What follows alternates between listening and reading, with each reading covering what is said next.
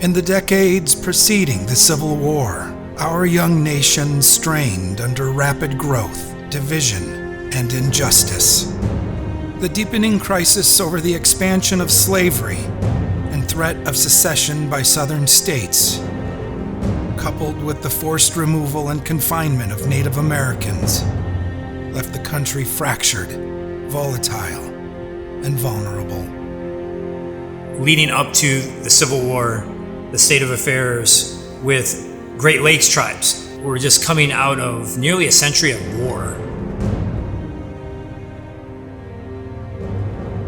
Every tribe had its own war against Euro-American invasion, every single tribe. And they are also humans who are living in a very complicated time.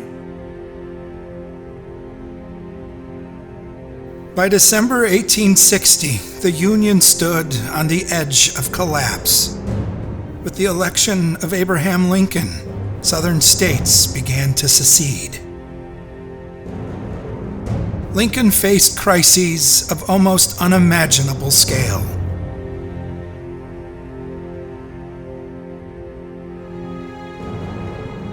At 4:30 a.m., April 12, 1861, General Pierre-Gustave Toussaint-Beauregard ordered Confederate guns to fire on Fort Sumter. The Civil War had begun. 3 days later, Lincoln called for 75,000 troops to suppress the rebellion. Michigan answered the call immediately. Though not an ardent supporter of Lincoln, Governor Austin Blair was a fierce abolitionist and defender of the Union. He is firmly behind the abolition of slavery, and he makes that commitment to make sure that Michigan troops are there.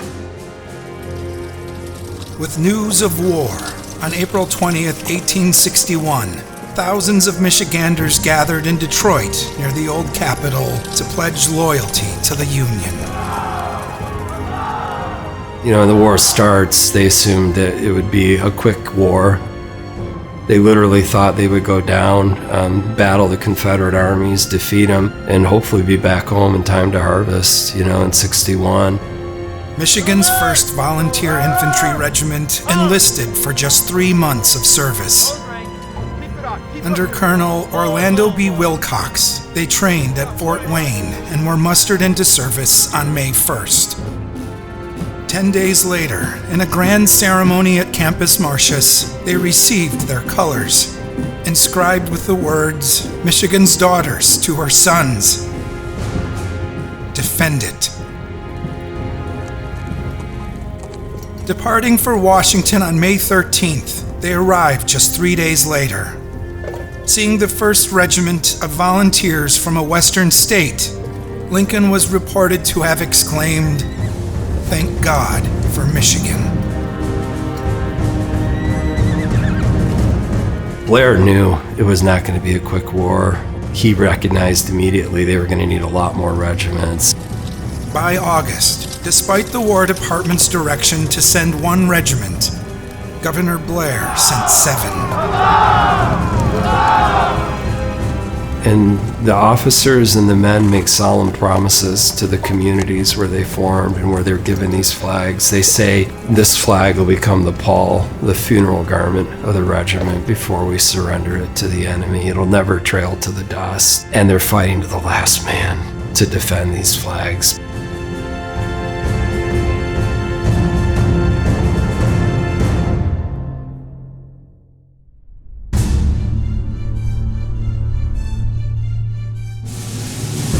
The Civil War became a very deadly game of capture the flag. To lose your flag was a dishonor. To capture a flag was a great honor. And the men in the battlefields are remembering the promises that were made, and they're remembering those presentation ceremonies, and they were remembering the communities that came out to see them off to war.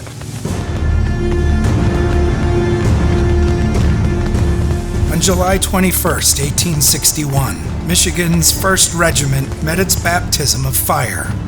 These are Napoleonic tactics during the Civil War. These are literally lines of armed men marching against other lines of armed men, trying to get close enough to each other to kill each other. Amid the chaos of battle, Colonel Wilcox led repeated charges against Stonewall Jackson's brigade at Henry House Hill. With his horse shot from beneath him, Wilcox was wounded and captured, and Michigan's first battle flag was seized by the rebels and taken to Richmond as a trophy of war. The Battle of Bull Run was a devastating defeat for the Union Army.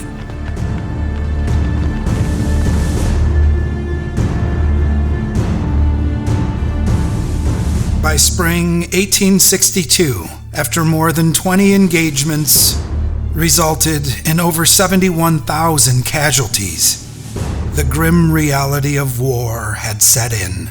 To control key supply routes and farmland, fighting spread west where the battles of Fort Donelson and Shiloh revealed the staggering cost to come. And for those who carried the colors, honor had never been deadlier. Amid smoke and confusion, flags were lifelines, guides to order and courage on the field. Unarmed and highly targeted, color bearers carried not just fabric, but the spirit of their regiment. It was one of the most honorable, yet lethal duties of the Civil War. You're in battle in the Civil War. You don't hear commands. You probably don't even hear bugles, but you can see where your flag is. Needless to say, the Confederates recognized the quickest way to confuse and dishearten the Union troops is by killing the man who's carrying the flag. On May 31st, 1862, Sergeant Charles T. Foster carried the colors of the 3rd Michigan at the Battle of Fair Oaks. Shot in the neck, he drove the flagstaff into the ground and cried, "Don't let the colors go down." An outspoken abolitionist and the first man from Lansing to volunteer, Sergeant Foster became a symbol of Michigan's resolve. Fair Oaks ended in stalemate, but with the wounding of Confederate General Joseph Johnston, Robert E. Lee assumed command and turned the war toward relentless aggression.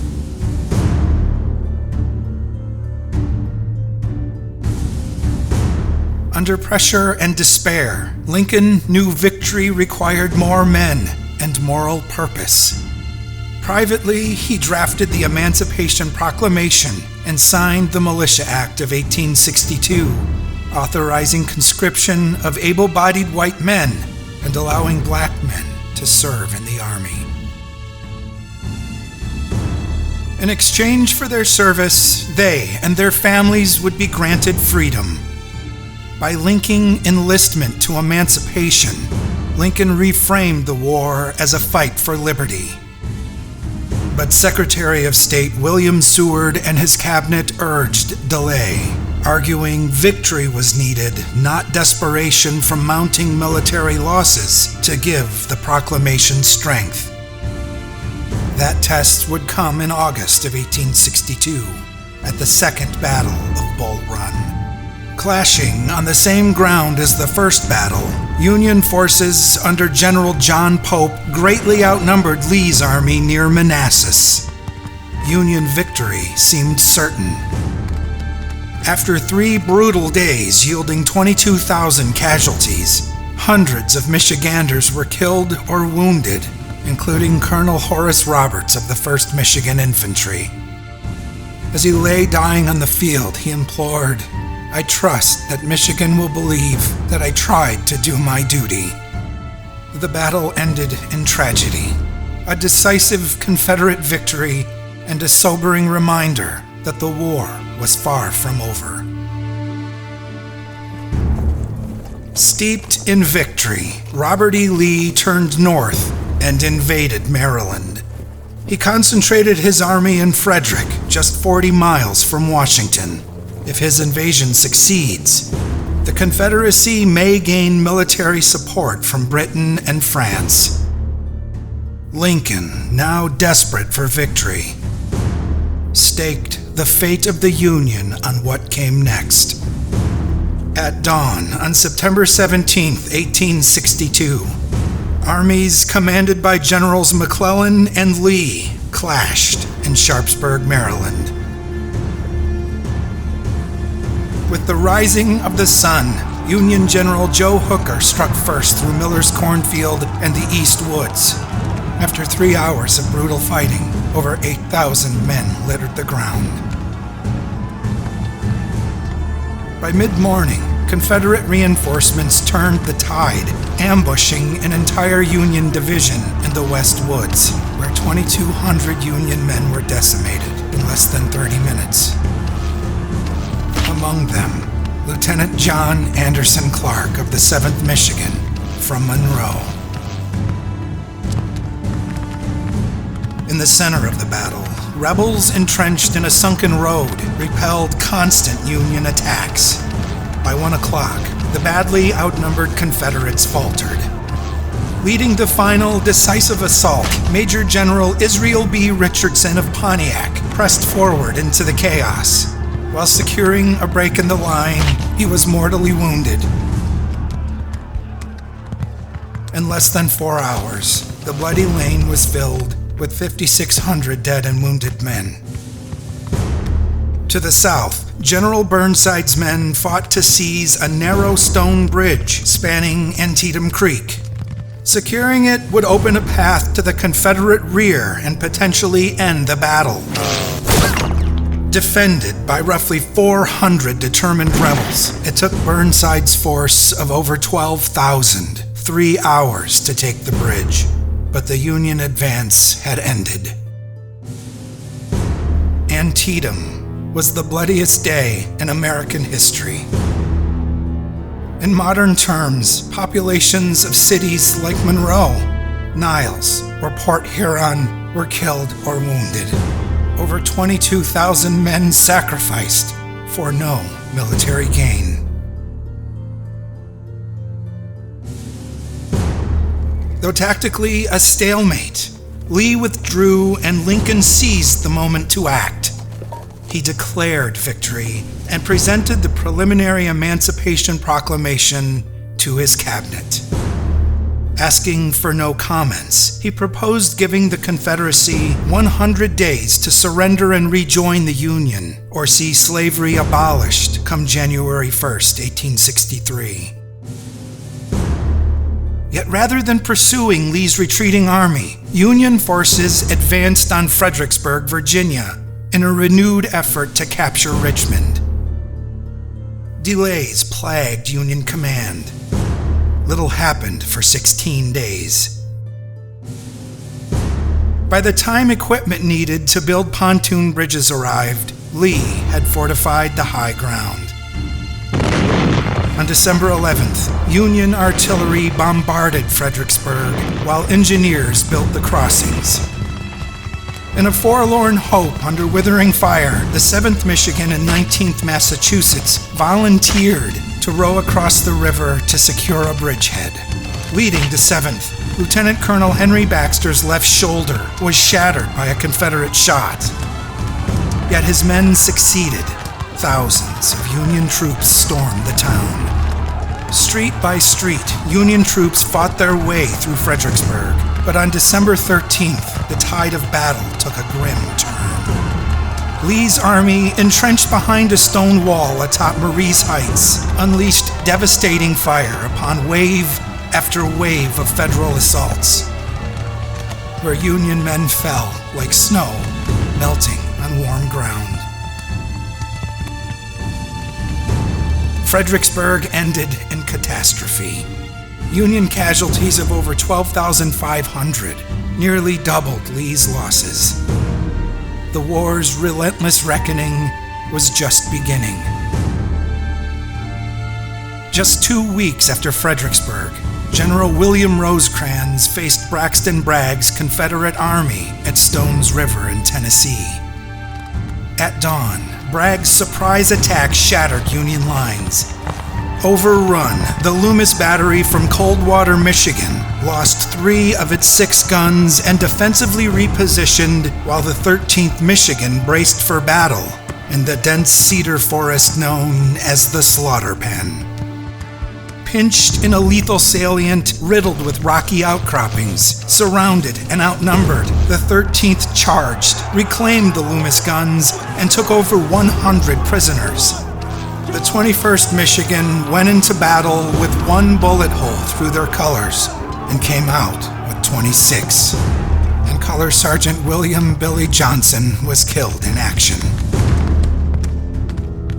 On the following day, January 1st, 1863, Lincoln issued the Emancipation Proclamation. Calling it a fit and necessary war measure, it transformed the struggle into a moral crusade against slavery and invited black men to join the fight for freedom. After 3 days of carnage resulting in over 26,000 combined casualties, Bragg retreated from Stones River, giving the Union a costly victory. Across the North, recruiting began for black regiments as freedmen traveled to Boston to volunteer. Among them were Charles and Lewis Douglas, sons of Frederick Douglass. Yet only total Union victory would ensure freedom. Determined to end the war, Union forces again advanced toward Richmond. On April 29, 1863, General Hooker attempted to outmaneuver Lee by leaving a decoy force in Fredericksburg and concentrating in Chancellorsville. Outnumbered, Lee divided his army and struck first, driving Union troops into vulnerable positions in the dense woods. Then, on May 2nd, Stonewall Jackson's corps surprised the Federals and crushed nearly a quarter of Hooker's army in just 3 hours. In the maelstrom, Colonel Byron Root Pierce of the 3rd Michigan was wounded. It was the first of 5 times that Pierce would be hit, leading the men of the 3rd. At a cost of 31,000 combined casualties, Chancellorsville was Lee's greatest triumph. As losses mounted, the Union turned to Native American recruits. Colonel Charles DeLand sought skilled marksmen for the 1st Michigan sharpshooters, enlisting Native men from across the state. The men from Company K are Anishinaabe. They're Odawa, Ojibwe, Potawatomi. Among them, Garrett Graverot, the 23-year-old son of a Franco-Ottawa father and Ojibwa mother. Fluent in English and Anishinaabe-Moan, he became 2nd Lieutenant of Company K, recruiting even his own overaged father, Henry Graverot. At a time when native homelands were under siege, understanding their motives is complex. This is the million-dollar question, and I don't have an answer. I speculate equality. There was some fear that if the South did win, that we'd all become slaves, and that they weren't doing this just for one cause, but multiple causes. For the United States, to end slavery, but also to protect their rights as Anishinaabe people in Michigan. The men of Company K trained rigorously in Kalamazoo and Dearborn, and would soon prove their courage on the front lines. Desperate to end the war, Lincoln authorized General Order 143, allowing African Americans to enlist.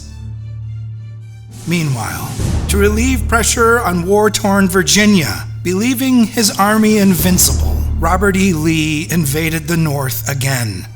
When his forces collided with Union cavalry near Gettysburg, Pennsylvania, a skirmish exploded into the bloodiest battle of the Civil War. Marching to the sound of battle, the 24th Michigan met the enemy on McPherson's Ridge. In brutal hand-to-hand combat, Color Sergeant Abel Peck was killed instantly. One by one, the color guard was mowed down, and as Colonel Henry Morrow rushed to secure the colors, Private William Kelly interceded. "The colonel of the 24th shall never carry the flag while I'm alive." Moments later, Private Kelly was struck down. As Colonel Morrow raised the colors to rally his men, he too was struck in the head. By nightfall, 73% of the regiment, 363 of 496 men, were killed or wounded. Yet the 24th Michigan never surrendered its colors. On the next day, the 3rd Michigan advanced through the peach orchard, where Colonel Byron Pierce was again wounded and replaced by his own brother, Lieutenant Colonel Edwin Pierce. The 1st Michigan held firm near the wheat field on Stony Hill, where Colonel Ira C. Abbott of Burr Oak was shot in the face. The 4th Michigan entered the wheat field and fought surrounded on 2 fronts. Caught in the brutal fray, its color guard was cut down. In a desperate struggle to save the flag, as Colonel Harrison Jeffords rushed forward, he was shot through the thigh before a rebel bayonet pierced his abdomen. The 26-year-old colonel from Dexter became the highest-ranking Union officer killed by bayonet in the Civil War. After 2 days of brutal fighting with no military gain, Lee planned a 2-pronged strike to simultaneously pierce the Union front and attack its rear. By mid-morning, General George Armstrong Custer spotted Jeb Stuart's cavalry advancing. By 1 p.m., as Confederate guns roared on the Union center, Stuart charged across East Cavalry Field to break the Union flank. Custer spurred his Michigan Brigade forward, shouting, "Come on, you Wolverines!" The cavalry forces clashed in a furious melee. Tactically a draw, but a vital Union success. Unaware that Stuart had failed, Lee launched his grand frontal assault at 3 p.m., where 12,500 Confederates marched shoulder to shoulder over nearly a mile of open ground. Sergeant Frederick Oosterly of the 7th Michigan Infantry observed, "They crowded forward, bound upon victory, until we came face to face and bayonets were used. Our dear old battle flag was taken from us twice, but retaken in a hand-to-hand fight." Pickett's charge was a crushing defeat for the Confederacy. In less than an hour, half of Lee's men were dead or wounded. Gettysburg claimed over 51,000 casualties, the equivalent population of Battle Creek, Portage, or East Lansing. At dawn on the 4th of July, Lee's shattered army retreated. That same day, General Grant's forces in the west captured Vicksburg, splitting the Confederacy in half and marking a critical turning point in the war. Just days later, the 1st Michigan sharpshooters, including 139 Anishinaabe of Company K, were mustered into service. Assigned to guard Confederate prisoners at Camp Douglas near Chicago, they endured racism and boredom, disease and desertion. That August, Michigan formed its first black regiment, the 1st Michigan Colored Volunteer Infantry. Most of these men had been born into slavery, and now they trained at Camp Ward in Detroit to fight for the freedom they had scarcely known. With momentum shifting, Union forces aimed to capture Chattanooga, Tennessee, a vital rail hub. On September 19, 1863, Rosecrans and Bragg clashed again in the tangled forests of northern Georgia. The Battle of Chickamauga devolved into chaos.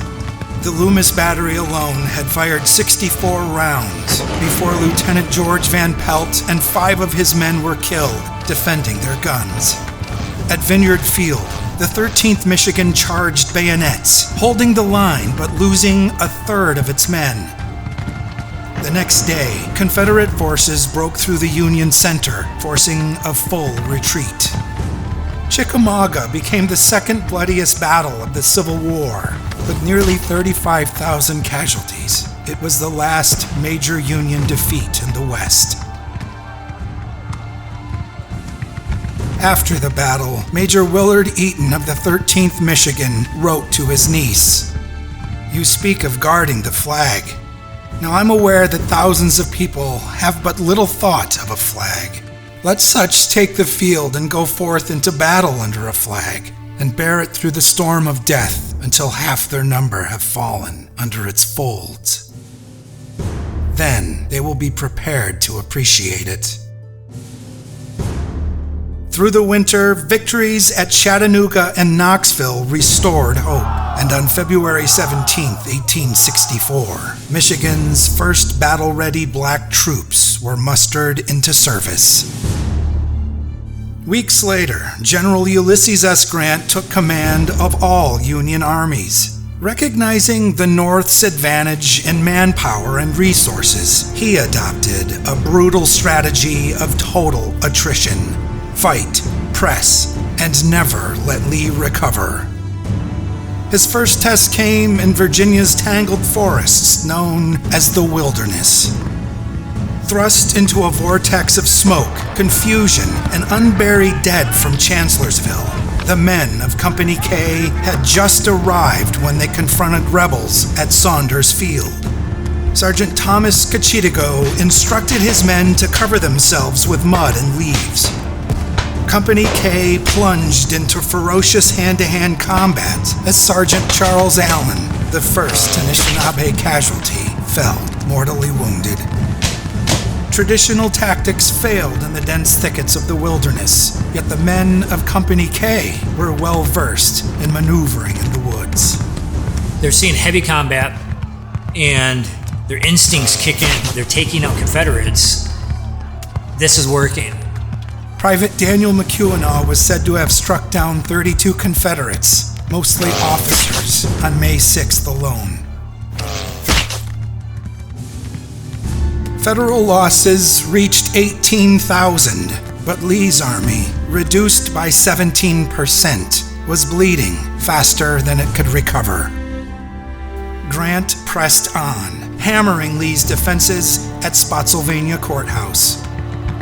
At 2 o'clock on May 12th, Confederate troops emerged from the woods to attack.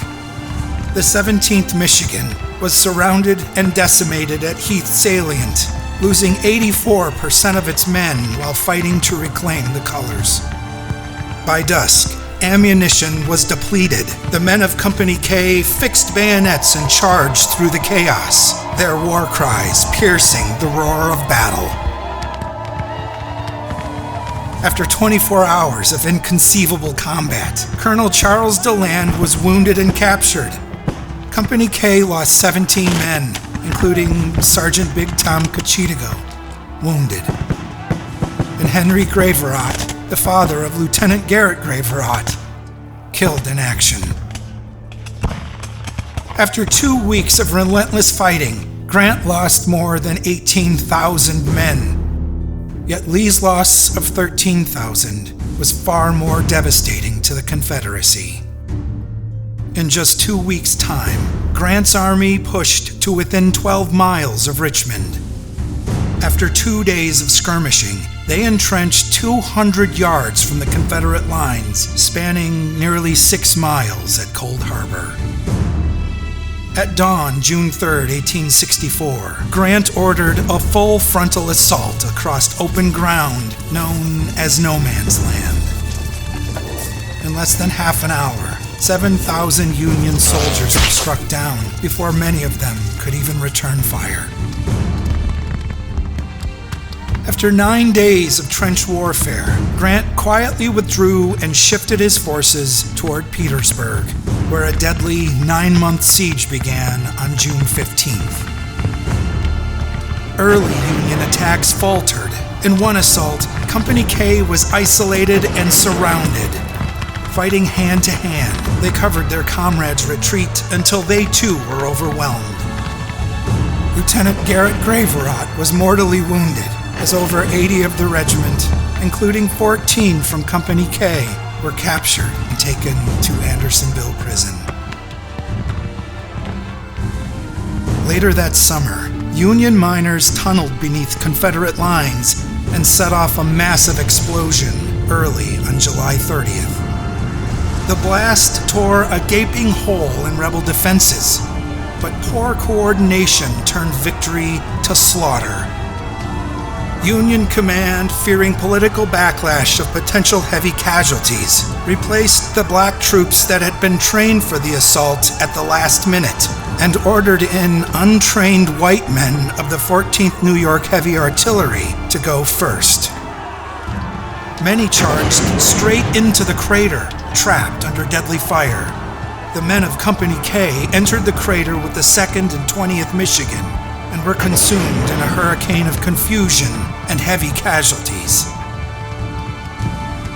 Then in the middle of all this melee at the crater, there's some Anishinaabe warriors who are mortally wounded and they know they're dying, and they pull their shirts over their heads and start singing their death song. And Confederates and Union soldiers both take note of this in different diaries. Describing the scene, Michigan Adjutant General John Robertson wrote, "The advance was desperate. The enemy's fire thick, withering, murderous. They reached the pit. It soon becomes a slaughter pen." Private Antoine Scott of Company K covered the retreat and was one of the last to leave the crater alive. By day's end, over 4,000 Union men were dead or wounded. General Grant lamented, "It was the saddest affair I have ever witnessed in the war," and he relieved Burnside of his command. The siege at Petersburg dragged on for 247 more days. Redesignated as the 102nd U.S. Colored Troops, Michigan's 1st Black Regiment was sent to Florida in August 1864. Poorly supplied and underpaid, they faced the same dangers as every soldier and soon proved their mettle. While destroying Confederate rail lines near Baldwin, they were ambushed by rebel cavalry. Forming ranks, they charged bayonets and drove the enemy back. Their first fight, their first victory. During the Carolinas campaign, the 102nd covered themselves in glory at Honey Hill, when horses pulling 2 Union cannon were shot down. Men of the regiment hauled the heavy guns to safety by hand. Though the fight ended in Union defeat, war correspondents wrote, "The men of the 102nd maintained the steadfast line of battle and fought with the greatest determination of any troops on the ground." And the last major Confederate offensive occurred on March 19th at Bentonville, North Carolina. Unaware of the full enemy strength in front of them, the 13th advanced across open ground to within yards of entrenched rebels, where Major Willard Eaton was killed. 3 days later, his men found his body stripped and buried in a mass grave. The major from Otsego, Michigan was killed just 21 days before Appomattox. Victory at Bentonville was followed by the fall of Petersburg 12 days later. On April 3, 1865, Michigan's 1st sharpshooters, followed by the 2nd and 20th Michigan, raised their national flags over the Petersburg courthouse, symbolizing the collapse of the Confederacy. Sergeant William T. Wixie of the 1st Michigan recalled, "It was yet dark when we made our way into the courthouse and up the winding stairs to the clock tower. We opened the clock face and thrust our colors through it. And there, for the first time in years, floated the dear old flag. Our hearts were too full for utterance, so we clasped hands and shed tears of joy, for we knew that the beginning of the end had come." Generals Grant and Lee met for the last time at Appomattox during a hopeless Confederate assault the morning of April 9th.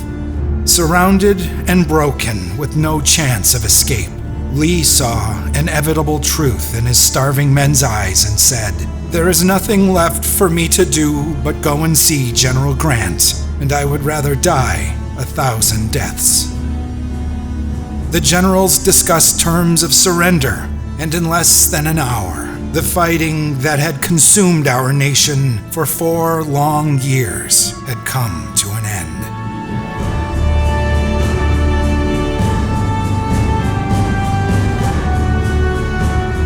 They met at the home of Wilmer McLean, whose previous residence served as Confederate headquarters at the Battle of First Bull Run.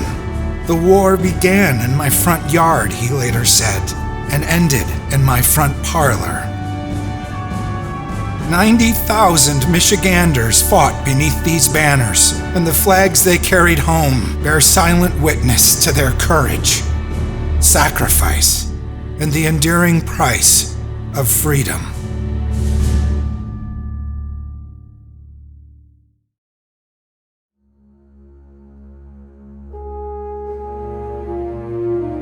Let us tenderly deposit them as sacred relics in the archive of our state, there to stand forever, her proudest possession.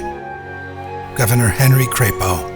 Literally a full year after the end of the war, July 4th, 1866, the Michigan regiments are requested, Reed ordered, to return their battle flags to the care of the state of Michigan. And there were similar ceremonies that were taking place across all the northern states.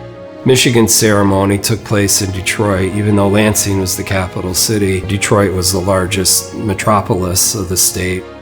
Nearly 70,000 people, roughly 1/10 of the state's population, were in attendance to witness the return of Michigan's battle flags.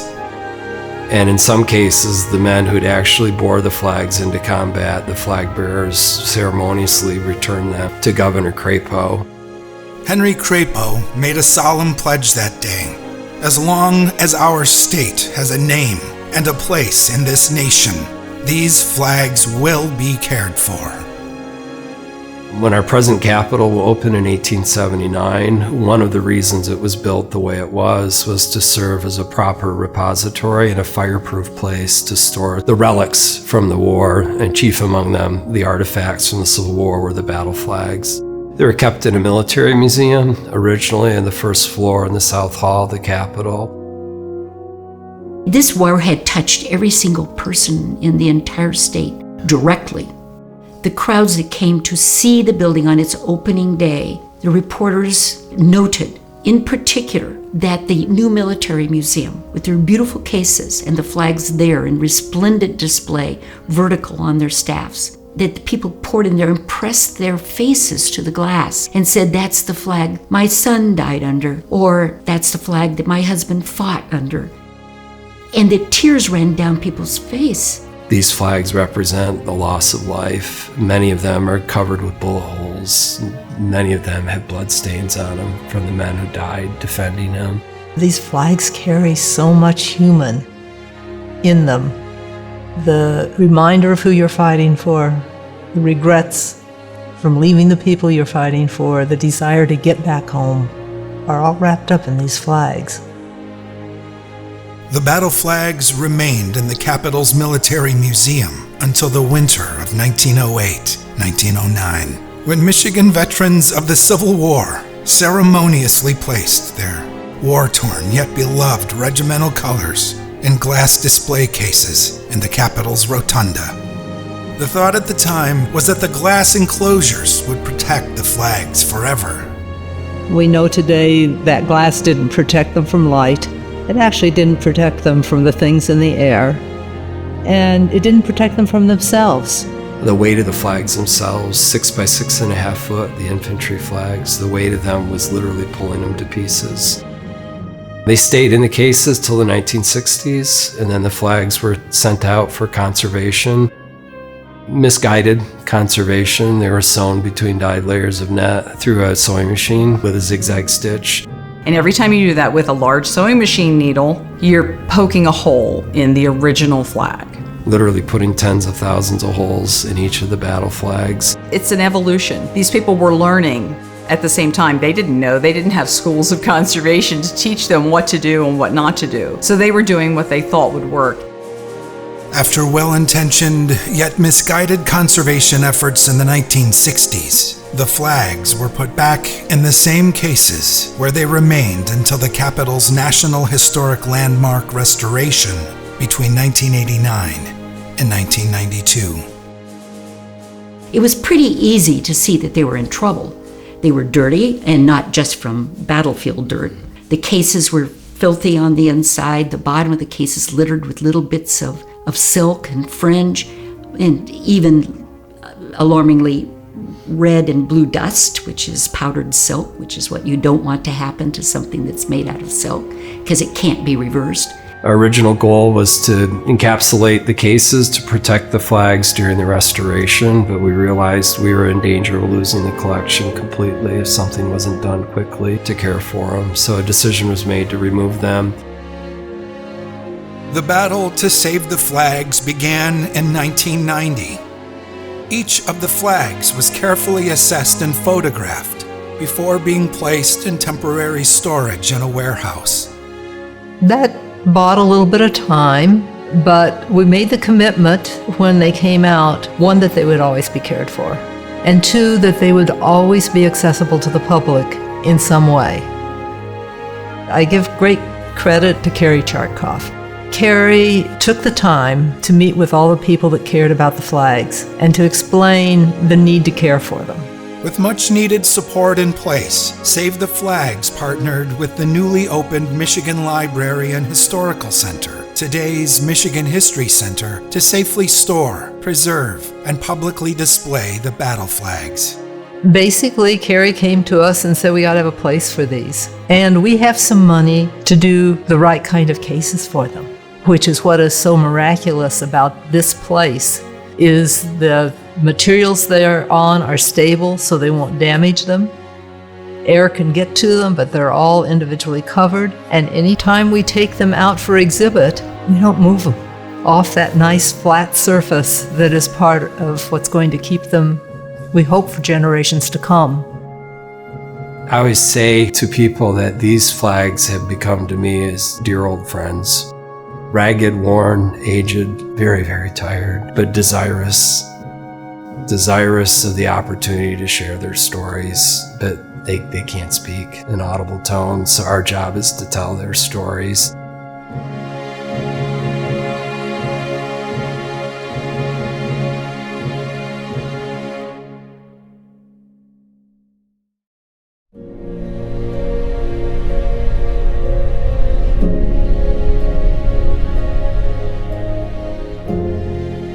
We made a commitment to these men that if they turned in their flags, we would keep them and honor them forever. And it's a promise that we who are doing it now are proud to continue to keep. Save the Flag's mission is to conserve, research, and share the stories of 240 historic battle flags carried by Michiganders in the Civil War, Spanish-American War, World War I, and later wars. And on April 3rd, 2024, the 1st Michigan 3 months volunteer infantry flag was carefully packed and transported to one of the nation's leading textile preservation companies in Ranson, West Virginia. After a journey of nearly 600 miles, the flag was delivered to Textile Preservation Associates, and its condition was assessed.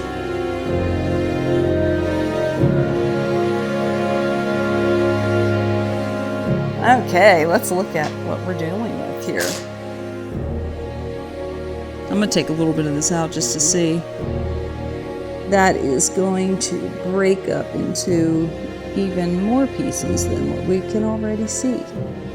The stitches are not, they don't want to come out of there easily in the first place, but there are a million of these little tiny holes. And all the places that it's already broken. Clearly the flag had been folded at some point because you've got a distinct crease. And I can tell you probably when it was folded. So this was captured at Bull Run, spent most of the war in Richmond. When Richmond's taken, all the captured Union flags go to storage in DC. Right. And then it's up to the regiments to prove they'd only been lost under the greatest of duress to get them back. 1880s before we get this flag back in Michigan. So it probably sat folded up in a warehouse in DC somewhere from at least the end of the war to probably the mid-1880s. This is the first flag of the 1st Regiment from Michigan. So to have you do this work, this is the culmination of about 30 years of work to get this flag out to you. Kathy Hefner has been entrusted to conserve some of the nation's most venerable textiles, including garments worn by Abraham Lincoln during his assassination and the U.S. flag raised over Iwo Jima in World War II.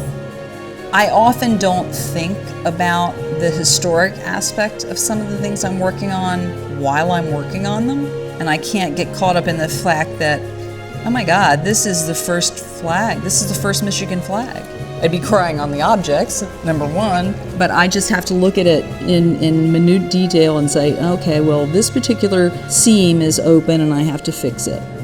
Conservators from Save the Flags visited TPA to continue their training and further assess the flag's condition. I've made a lot of progress on this since it was brought here. We've actually taken out probably at least 50% of the treatment. Look at the difference. That's pretty amazing. Look at all the detail that's now visible.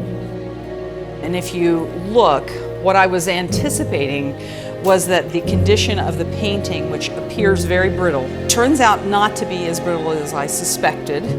Some of the stitching in the different painted areas proved to be almost adhered to the paint surface. Usually when we see this kind of breakage in the paint, there's going to be breakage also in the silk. This silk looks like it is in fabulous condition. Now obviously I haven't taken all the netting off of this, and I may rethink that after I get to that point. We may still have to encapsulate it depending on what the overall condition of the silk is after all the treatment is completely out. The first step to conserving the flag was to remove hundreds of thousands of destructive stitches. This netting is essentially a plastic, and it is degrading over time, and it runs a risk of, as we've seen a little bit on some of the painted areas here, at actually adhering to the original fabric, and some other silk we've seen where it actually acts as an abrasive, and you get the impression of the netting kind of rubbed into the original silk. So this net they put on is doing a lot of long-term damage. So what we're doing now is taking off that netting from the 1960s, and to do that we are cutting all of the stitches that are holding it on. We're literally cutting each one, pulling the threads out with tweezers. Having to undo all that sometimes can cause almost as much damage as doing it in the first place. So you have to use an extreme amount of caution and care when you're taking them apart. It literally requires that you cut every stitch and pull it out delicately with minute micro tweezers, and sometimes under magnification using head magnifiers so that you can really see what you're doing. After over a year and a half of painstaking analysis and conservation work, Michigan's first Civil War flag was saved. Doing this kind of work and taking this treatment out is incredibly time consuming. So it can take hundreds of hours, which equates to thousands of dollars. So if that part of the treatment can be done on site by museum staff, then the more delicate part of the treatment can be done by conservators only. And then the state is saving money by not having to pay out the conservator fee to have that done by the conservator. Having been trained by Kathy Hefner, Save the Flag staff continue their work in the dedicated conservation lab here in Heritage Hall. From the standpoint of a conservator, I know that they are doing what they need to do for their flag collection, because it's been going on for such a long time, and it's gone through a couple different curators and directors, and they have never stopped working on their collection. They do take care of them in-house. You know, that's the other thing that we worry about as conservators when we work on a project and it goes back where it came from. Is it going to get the kind of care that we want to be sure that it's going to last for many, many years to come? And I think that they are accomplishing that in Michigan, yes. Now, time threatens what war did not destroy. Each treatment is deliberate, costly, essential.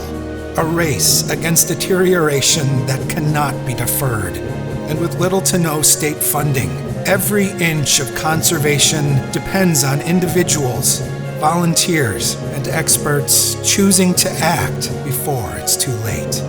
Michigan's battle flags are not mere artifacts of war. They are promises kept and the last fragile voice of Michigan's regiments. By saving their colors, by keeping their stories alive, and by ensuring that Michigan never forgets their full measure of sacrifice and the price they paid for the future we inherited. This is how Michigan honors them.